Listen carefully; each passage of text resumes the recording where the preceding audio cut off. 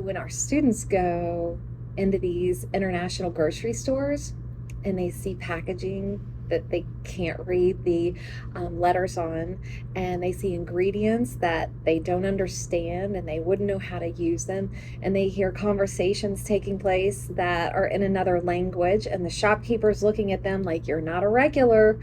Why are you in my store?" The students feel really uncomfortable. And we use that as a launching point to say, how do you think immigrant populations who are resettling here in Louisville feel when they walk into your Kroger store? There's that feeling of discomfort for them. And so it's a blessing that we have these small markets where they can go and feel a sense of community.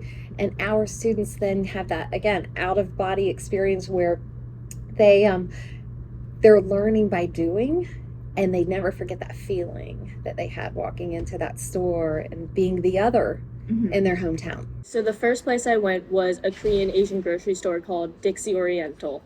And it was really small and very, very clean. And there was a lot of ramen, which I love, and seaweed. I bought some of that. They had a $5 minimum. So, like, I bought some seaweed and I didn't hit the $5 minimum. So I had to go get more stuff. And I got some, like, lychee gummies that were really good.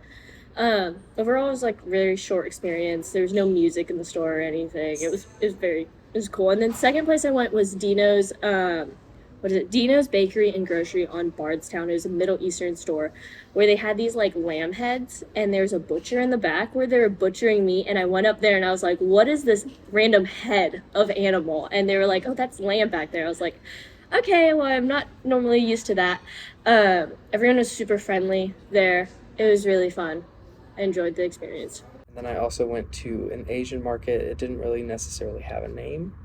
It just said Asian market on the front, which the simplicity of it reflected inside and outside. And I thought that was beautiful because it was about the business and solely about the business.